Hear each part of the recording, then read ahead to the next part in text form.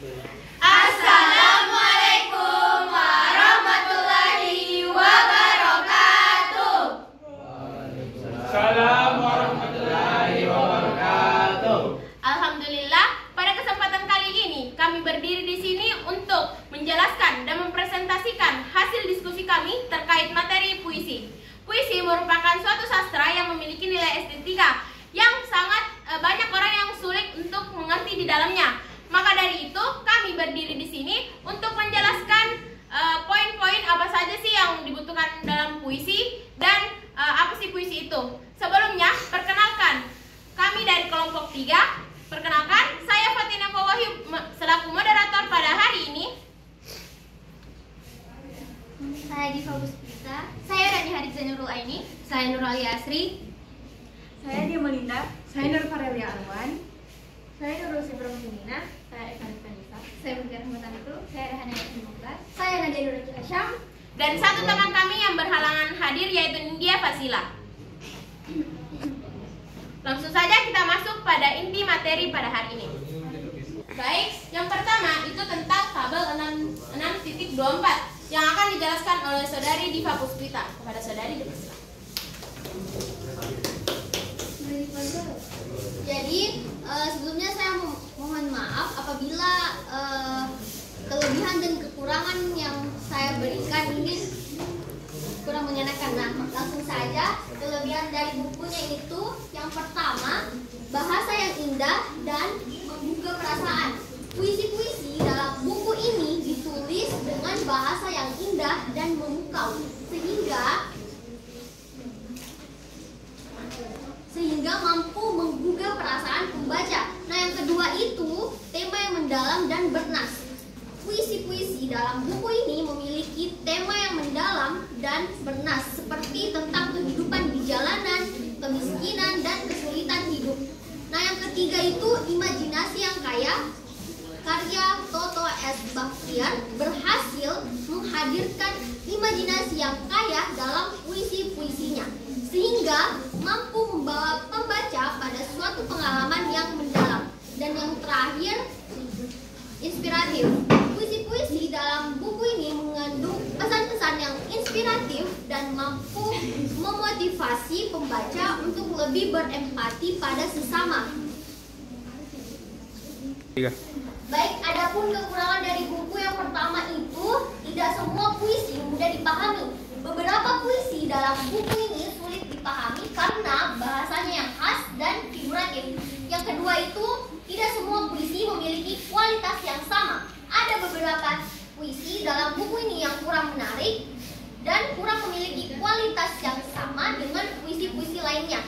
Yang ketiga, kurang variasi.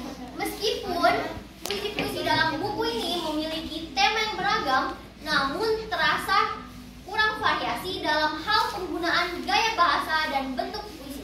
Dan yang terakhir adalah sedikit kurang terkenal. Buku ini mungkin kurang dikenal secara luas sehingga kurang mendapatkan perhatian yang seharusnya sebagai sebuah karya sastra yang bernilai tinggi.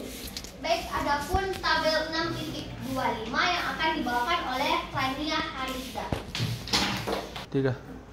Nah, adapun buku puisinya itu yang ini. Karya Bakhtiar Toto Sudarto.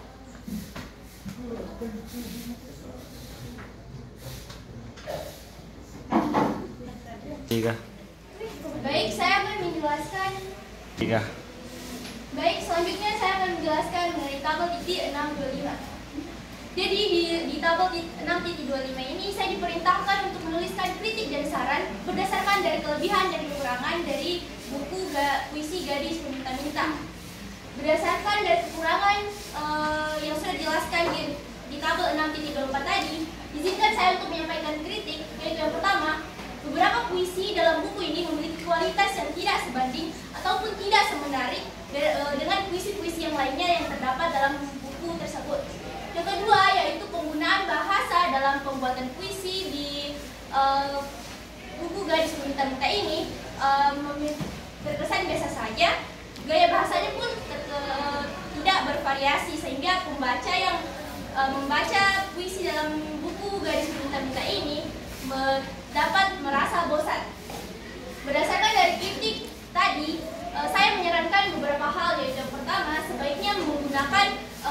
bahasa yang digunakan dalam pembuatan puisi tersebut dibuat lebih mudah dipahami sehingga pembaca ataupun pendengar dari puisi di dalam buku tersebut dapat memahami apa arti dari puisi tersebut. Yang kedua yaitu penggunaan bahasa ataupun tema yang diangkat ini dibuat lebih menarik lagi sehingga banyak halayak yang tertarik untuk membacanya dan buku ini dapat diminati oleh banyak kalangan. Sekian dari saya alihkan ke moderator.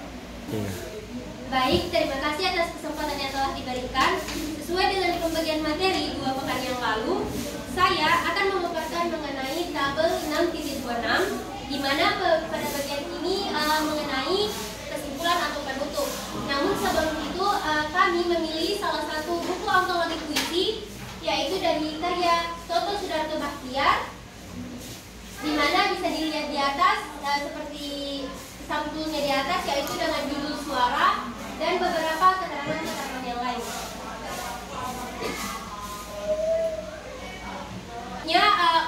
Untuk meringkas materi dari buku antologi Toto Sudarto ini, saya memilih salah satu puisinya, yaitu yang berjudul Gadis Peminta-Minta. Untuk yang pertama, saya akan membahas mengenai pendekatan struktural. Jadi pada bagian pertama itu tema cerita ini mengangkat kisah pertemuan seseorang dengan seorang gadis kecil yang selalu membawa kaleng kecil, atau bisa kita sebut sebagai pengemis. Orang tersebut tahu bahwa gadis itu memendam luka yang sangat mendalam, di mana kepedulian orang itu dengan memikirkan keadaannya. Seperti pada penggalan berikut, setiap kita bertemu gadis kecil berkaleng kecil, senyummu terlalu kekal untuk kenal duka, tengada padaku pada bulan merah jambu. Puisi ini sangat menarik karena memaparkan terhadap pembaca agar peduli antar sesama. Adapun dari segi bahasa atau sudut pandang, kebanyakan puisi ini menggunakan bahasa berupa pengandaian, sehingga pembaca harus memahami dan menafsirkan sendiri. Setiap kita bertemu gadis kecil berkaleng kecil, sudut pandang yang dipaparkan menggunakan orang kesatu. Orang kesatu di sini bisa pengarang atau pembaca. Lebih jelas lagi, lihat penggalan berikut. Tengada padaku pada bulan merah jambu, tapi kotaku jadi hilang tanpa jiwa. Yang saya maksud, di sini bisa disebut pengarang atau pembaca. Sedangkan kata kamu atau mu sudah jelas ditujukan kepada siapa, yaitu si gadis peminta-minta. Untuk setting yang dipaparkan memang tidak jelas, tetapi saya bisa menarik kesimpulan tempat semua kejadian dalam puisi itu yaitu di atas langit, di bawah bumi. Dengan kata lain, bahwa tempatnya berpindah-pindah karena menceritakan seorang gadis yang hidup gelandangan.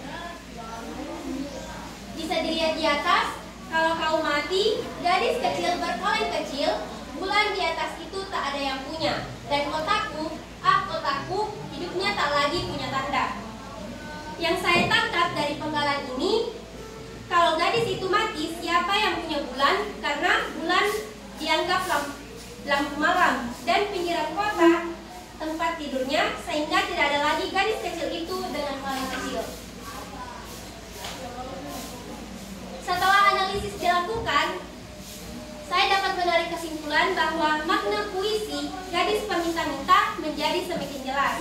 Walaupun tentu saja masih terbuka kemungkinan interpretasi oleh pembaca lain, karena pada dasarnya pemaknaan puisi melalui analisis semiotika Rivatera menyerahkan kepada pembaca untuk memberikan makna atau tanda-tanda yang terdapat pada karya sastra.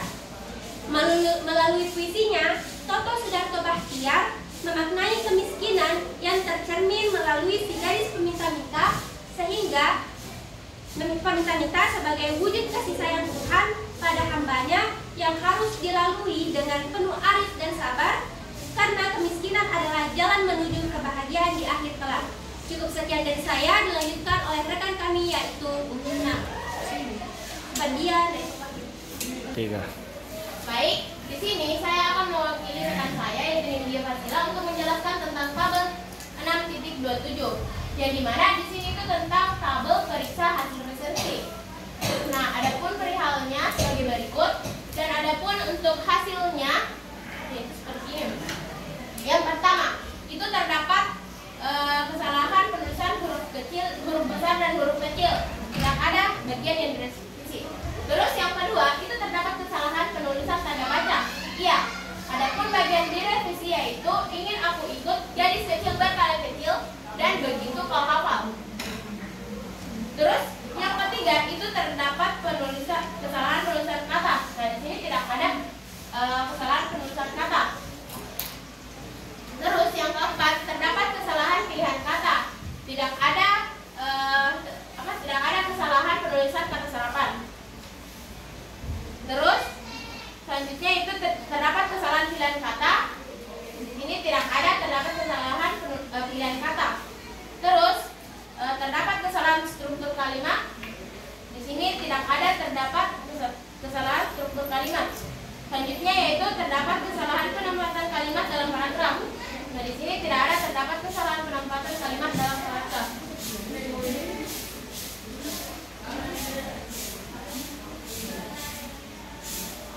Terus selanjutnya yaitu terdapat kesalahan penulisan kata serapan tidak ada, terdapat kesalahan pilihan kata tidak ada, terdapat kesalahan struktur kalimat tidak ada, terdapat kesalahan penempatan kalimat dalam paragraf tidak ada, terdapat kesalahan penempatan paragraf tidak ada, kelengkapan struktur atau bagian resensi ada, terus resensi membuat sumber atau referensi atau rujukan dengan cara penulisan yang benar ada, yaitu tapi yang begitu kau hafal. Ini seharusnya ada spasi, tapi di sini tidak ada spasi.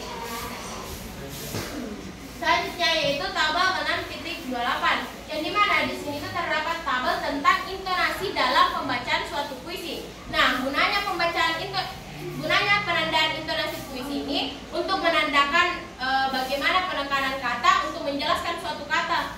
Saya kayak supaya jelas kata tersebut. Adapun puisinya yaitu tentang songgok jagung di kamar. Dan di sini saya akan memperlihatkan tentang bagaimana penggunaan intonasi tersebut melalui sebuah video yang sudah saya searching di internet.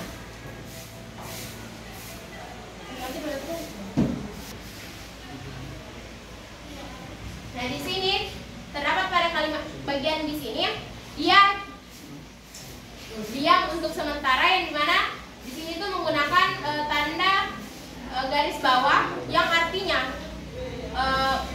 berhenti sejenak karena perpindahan bait. Apakah gunanya seseorang belajar filsafat, sastra, teknologi, ilmu kedokteran, atau apa saja bila pada akhirnya ketika ia pulang ke daerahnya lalu berkata,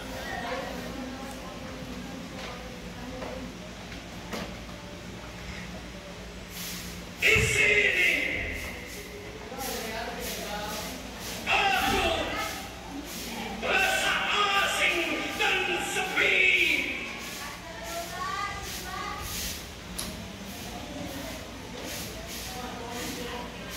Ya. Nah, pada bagian akhir tadi sudah dijelaskan pada bagian di sini itu jelas bahwa di sini ada penekanan seperti suara berteriak. Terus di sini ada sedikit jeda. Itu menandakan untuk penekanan penekanan dari suatu kata. Sekian dari saya. Selanjutnya saya serahkan kepada pembawa materi berikut yaitu Nadia Nurakinasya. Kepada Iya. Baik, terima kasih atas kesempatan yang telah diberikan. Jadi pada kesempatan kali ini saya akan menjelaskan tabel 6.29. Jadi pada tabel 6.29 ini kita diminta untuk membuat puisi, kemudian mengunggahnya di media sosial. Baru setelah itu kita diminta kembali untuk mengisi format-format yang ada pada tabel berikut. Kemudian video yang saya gunakan yaitu video saya sendiri yang pernah ditugaskan oleh Ibu Awiwi sebagai tugas praktek berbaca puisi. Baik, langsung saja.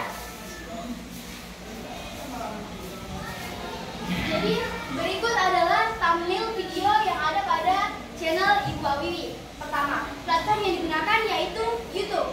Kemudian nama channelnya yaitu Guru Bahasa Indonesia Awiwi. Kemudian alamat linknya yaitu sebagai berikut. Bagi yang ingin nonton silahkan dicek. Kemudian tanggal pengunggahannya yaitu 7 April 2023. Kemudian judul videonya yaitu Tugas Mapel Bahasa Indonesia menulis puisi karya sendiri. Nah, tabel berikutnya yaitu 6.30 yang sangat berkaitan dengan tabel saya ini. Pada tabel 6.30 ini akan dijelaskan oleh rekan saya yaitu Erhana Yasmin Mumtaz.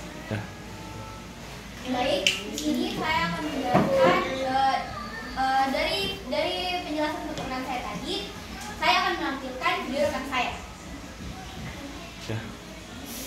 Berikut adalah puisi dari Nadia Nurul-Syam. Selamat menyaksikan.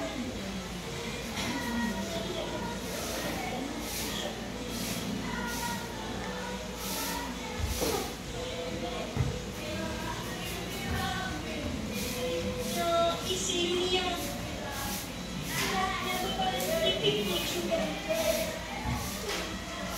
Yang kuatkan aku.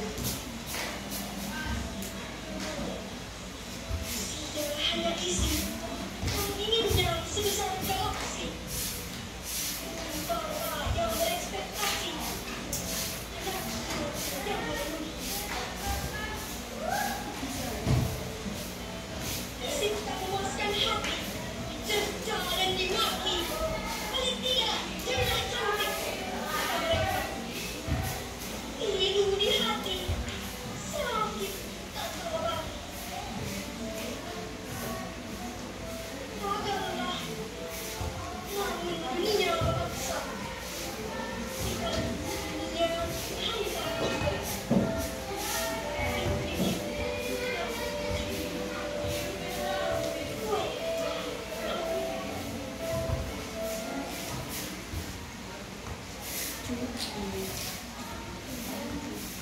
Ya.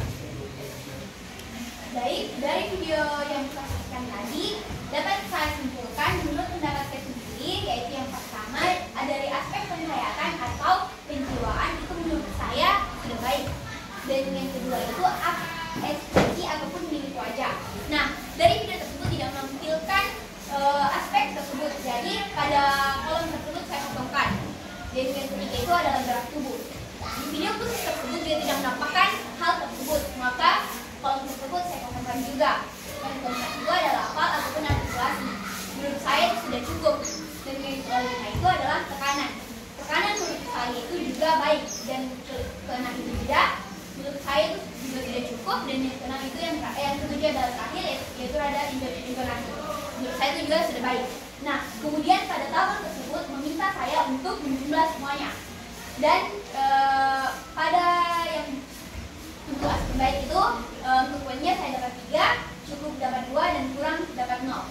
Saran, masukan, atau apresiasi dari video puisi yang sudah saya tonton melalui media digital, puisi yang dibawakan itu cukup baik, terutama pada penghayatan. Namun pada kolom ekspresi dan gerak tubuh saya tidak isi karena tampilan video tidak menampilkan kedua hal tersebut. Baik, untuk materi selanjutnya akan dibawakan oleh Bunda Rahmatan. Ya. Nah, pada tabel 6.31 ini ada 2 jenis tabel. Yang pertama itu identitas buku, dan yang kedua itu tabel jurnal membaca buku. Nah, tabel yang pertama yaitu jurnal identitas buku. Nah, buku yang saya ambil itu Kawitan karya Nimade Purnamasari. Nah, judul buku itu Kawitan atau Sendiri Puisi Nimade Purnamasari. Penulis itu Nimade Purnamasari. Penerbitnya Gramedia Pustaka Utama. Tahun terbitnya 2013. Dan untuk cetakan ke ini saya sudah mencari di beberapa website dan beberapa sumber, namun tidak ada yang menjelaskan secara detail cetakan keberapa buku tersebut. Nah, selanjutnya itu kebang halaman adalah 77 halaman.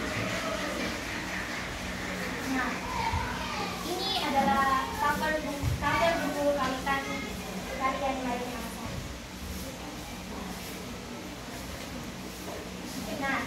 terakhir yaitu tabel jurnal membaca buku. Nah, pada tabel ini diminta beberapa isi dari buku tersebut. Yang pertama yaitu ringkasan atau kisah buku. Nah, dalam puisinya penyair ini membiarkan alusi menjadi alusi, tidak ketakutan, kemudian menjadikannya sekedar catatan kaki atau malah menjadikannya ajang pameran. Yang kedua yaitu hal unik atau menarik. Puisi-puisi ini mengandung tema yang abstrak, yang barangkali mengakibatkan pembaca harus berpikir keras untuk menjangkau makna-makna tersembunyi dalam puisi. Nah, yang ketiga yaitu manfaat buku. Nah, manfaat buku tersebut adalah sebuah wahana yang membuat karya sastra tingkat tinggi, dalam artian puisi-puisi ini merupakan puisi yang memiliki arti yang sangat bermakna. Yang keempat yaitu kekurangan dan kelebihan. Nah, buku ini memiliki karya yang sangat rapi dan indah, tetapi tata bahasanya yang tinggi membuat para pembaca, terutama kaum awam, sulit untuk memahami arti puisi tersebut. Dan yang kelima yaitu kritik dan saran. Menurut saya, sebaiknya dalam puisi-puisi tersebut ditulis dalam tata bahasa yang lebih mudah dipahami. Terus yang terakhir yaitu kumpulan. Puisi-puisi tersebut merupakan puisi prisma alias bukan transparan. Menurut Sapardi Djoko Damono, puisi prisma memiliki makna yang tidak mudah dijangkau para pembaca awam. Nah, selanjutnya tabel 6.32 akan dijelaskan oleh rekan saya, Nur Karyani. Nah, pada tabel 6.32 ini merupakan tabel refleksi hal yang sudah dipelajari pada bab 6 ini. Terdapat 8 poin dan 3 pilihan, yaitu sudah dapat, masih perlu belajar lagi, dan rencana tindak lanjut. Nah, pada poin pertama itu, saya memahami pengertian dan karakteristik teks puisi. Alhamdulillah, pada poin ini saya sudah dapat memahami hal tersebut. Dan pada poin kedua, ada saya mampu memahami diksi dalam teks puisi secara kritis dan reflektif. Nah, pada poin ini pula, alhamdulillah saya sudah dapat memahaminya. Dan pada poin ketiga, ada saya mampu memahami teks diskusi dan menilai efektivitas diksi, rima, dan tipografi dalam mendukung makna dan amanat puisi. Dan pada poin ini pula, alhamdulillah saya sudah dapat. Dan pada poin keempat ada saya paham dan mampu mengidentifikasi tema dan suasana puisi untuk menemukan makna yang tersurat dan tersirat. Dan pada poin ini pula saya sudah dapat memahami. Dan pada poin kelima ada saya paham dan mampu menyajikan musikalisasi puisi secara kreatif sesuai dengan makna dan perasaan yang terkandung dalam puisi. Dan saya merasa pada poin ini saya masih perlu belajar lagi. Dan pada poin ke-6 itu ada saya paham dan mampu menulis tanggapan terhadap antologi puisi secara logis dan kritis dalam bentuk resensi buku. Dan alhamdulillah pada poin ke-6 ini saya sudah dapat memahaminya. Dan pada poin ke-7 ada saya mampu menyajikan pembacaan puisi dengan penghayatan, ekspresi, gestur, dan metode yang sesuai secara kreatif. Dan mungkin pada poin ke-7 ini juga saya masih perlu belajar lagi. Dan pada poin terakhir ada saya mampu mengapresiasi antologi puisi penyair terbaik Indonesia. Dan alhamdulillah pada poin terakhir ini saya dapat memahaminya. Jadi dapat disimpulkan pada bab 6 ini saya dapat memahami 6 poin materi dan 2 materi yang mungkin saya masih perlu belajar lagi, dan alhamdulillah tidak ada materi untuk rencana tindak lanjut. Jadi pada tabel 6.5 akan dijelaskan oleh rekan saya Nurul Sifra Mu'minah. Baik, terima kasih atas kesempatan yang telah diberikan. Pada kesempatan kali ini saya akan membahas mengenai tabel 6.5, yang dimana tabel 6.5 ini memerintahkan kita untuk mengidentifikasi jenis citraan pada puisi. Nah, sebelum saya bahas, perlu kita ketahui dulu apa sih citraan itu. Jadi, citraan atau pengimajian adalah kata atau susunan kata yang dapat menimbulkan efek khayalan atau imajinasi bagi pembacanya. Pembaca seolah-olah dapat merasakan, mendengar, melihat, meraba, dan mengecap ungkapan yang disampaikan dalam puisi. Adapun beberapa jenis citraan berdasarkan efek yang ditimbulkan pada pembaca. Ada citra pendengaran, penglihatan, pengecapan, perabaan, penciuman, dan citra gerak.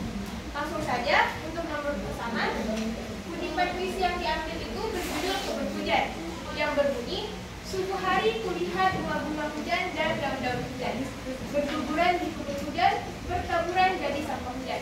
Karya Joko Pinurbo, antologi celana kaca putihku, di bawah kibaran sarung tahun 2007. Jenis citraan yang saya identifikasi pada kutipan ini yaitu penglihatan, yang dimana menimbulkan efek bagi pembaca, yaitu pembaca seolah-olah dapat memandang atau melihat hujan dan turun serta daun-daun yang berguguran pada saat hujan.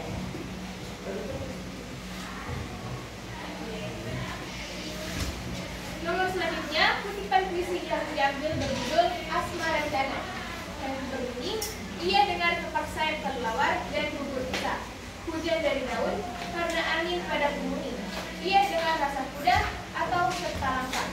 Karya Gunawan Muhammad, antologi Asmarandana tahun 1990. Jenis citraan pada kutipan puisi ini yaitu pendengaran. Efek bagi pembacanya yaitu pembaca seolah dapat mendengar bunyi kepak sayap kelelawar dan langkah kuda. Nomor selanjutnya, kutipan puisi yang diambil yaitu pemandangan senjakala. Kelelawar raksasa datang dari langit ke langit tua. Bau meski di udara, bau mayat, bau kotoran kuda. Karya W.M. Hendra, antologi penulis untuk Boni tahun 2008. Jenis citraannya yaitu pendengaran, yang dimana menimbulkan efek bagi pembaca yaitu pembaca seolah dapat mendengar suara kelelawar raksasa saat datang dari langit ke langit tua. Nomor selanjutnya, kutipan puisi yang diambil berjudul Di Sisimu, yang berbunyi, dengarlah aku meski bukan atau untuk yang terakhir kali, angin terasa dingin atau di batin. Karya Sony Farid Maulana, antologi Angsana tahun 2007. Yang dimana jenis citraan pada kutipan puisi ini yaitu perabaan. Efek bagi pembacanya yaitu pembaca seolah dapat merasakan dan bisa meraba dekapan yang dimaksud dalam kutipan ini. Baik, sekian dari saya. Untuk nomor selanjutnya akan dijelaskan oleh rekan saya, Dia Monita. Ya. Baik, selanjutnya di sini saya akan membahas mengenai tabel 65 bagian nomor 5, 6, dan 7. Pada bagian nomor 5, pada kutipan puisi yaitu Diponegoro, bla bla bla, sesungguhnya jalan ajal baru tercapai. Jika hidup harus merasai, maju, serbu, serang, terjang, bla bla bla, karya Khairil Anwar, antologi Aku Ini Binatang Jalang 1993.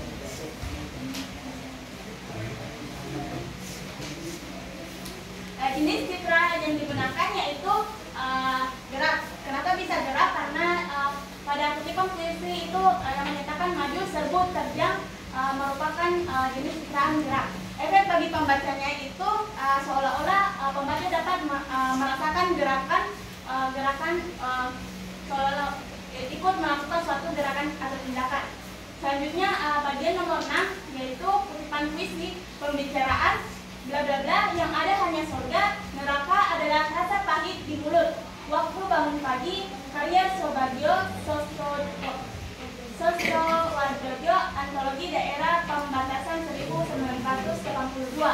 Jenis citraan yang digunakan yaitu pengecapan. Kenapa bisa pengecapan? Karena pada kutipan puisi itu menyatakan neraka adalah rasa pahit di mulut. Dan efek bagi pembacanya itu pembaca dapat merasakan bahwa pahitnya neraka itu yang dimana banyak kesengsaraan di dalamnya. Selanjutnya bagian nomor 7, pada kutipan puisi kebun hujan bla bla bla, aku terbangun dari rimbun ranjang, menyaksikan angin dan dingin hujan berkinta-kintaan di bawah rebintang hujan. Karya Joko Pinurbo, antologi celana pacar kecilku di bawah kibaran sarung 2007. Jenis citraan yang digunakan yaitu penglihatan. Kenapa bisa penglihatan? Pada kutipan puisi menyatakan menyaksikan angin dan dinginnya hujan. Efek bagi pembaca yaitu seolah-olah pembaca dapat menyaksikan angin dan dingin hujan seolah-olah itu. Sekian dari saya. Sekian selanjutnya bagian nomor 8, 9, 10 akan dijelaskan oleh saudara saya Eka Rizkanisa. Ya. Selanjutnya saya akan membahas jenis citraan dan efek bagi pembaca nomor 8, 9, 10. Nomor 8, di tengah jalan, sayup-sayup terdengar suara kereta penghabisan atau gerbong-gerbong dikosongkan hingga muatan kematian. Atau di tengah jalan terdengar lowongan bersangkutan. Karya Leon Agusta, Antologi Gendang Pengembara 2012. Jenis citraan yaitu pendengaran. Efek bagi pembaca ialah pembaca seolah-olah merasakan bunyi yang timbul dari suara kereta kehabisan. Nomor 9, catatan kaki saat demonstrasi. Aku melihat diam, tak seorang saja, tapi satu bangsa. Lihat batu, padahal manusia menunggu waktu. Karya Radar Panca Dahana, Antologi Lalu Waktu, 1994. Jenis citraan yaitu penglihatan. Efek bagi pembaca seolah-olah dapat menggambarkan dan melihat yang dimaksud dalam kutipan puisi. Nomor 10, suara trompet akhir tahun. Di ujung malam sedingin, es dalam kulkas. Apa yang kau harap dari suara trompet akhir tahun? Karya Sony Farid Maulana, Antologi Selepas Kata, tahun 2004. Jenis citraan yaitu perabaan.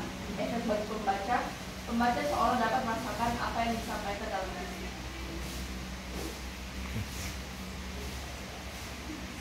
Baik, itulah tadi pemaparan materi dari kami dari kelompok 3. Kami harap apa yang kami sampaikan itu dapat diserap oleh teman-teman sekalian, dan kami meminta maaf apabila ada kekurangan maupun kesalahan kata, karena setiap manusia itu tentu mempunyai kesalahan. Sekian dari kami. Wabillahi taufiq wal hidayah. Wassalamualaikum.